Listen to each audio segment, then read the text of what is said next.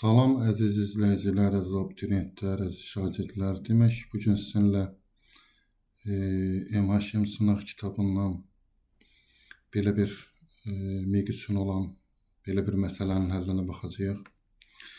Əslində MİQ üçün nəzərdə tutulub, amma elə çətin məsələ deyil.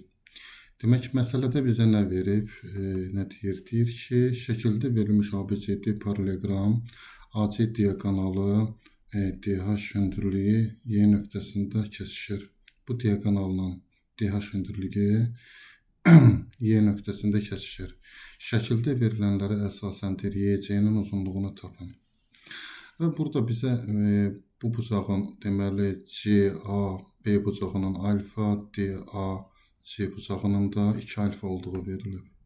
Bu məsələnin həlli üçün bax bizə burada görünən YDC üçbucağında düz bucaq təpəsindən, təbii ki, düz bucaqlı üçbucaqdır, düz bucaq təpəsindən median çəkirik. Biz bilirik ki, median nədir? Hipotenuzun yarısına bərabərdir. Baxaq, median hipotenuzun yarısına bərabərdir. Yəni, bu ölçülər bir-birinə bərabər olacaq. Digər tərəfdən bilirik ki, bu bucaq alfadırsa avtomatik burada alfa olacaq. Bu parçalar, yəni median və hipotenuzun bir hissəsi bərabər olduğundan, bərabər yanlı üçbucaq olduğundan bu bucaq da alfa olacaq və deməli bu xarici bucaq, bura bir K nöqtəsi desək, DKC üçbucağında baxın, bu xarici bucaq 2 alfa olacaq. Biz bu zaman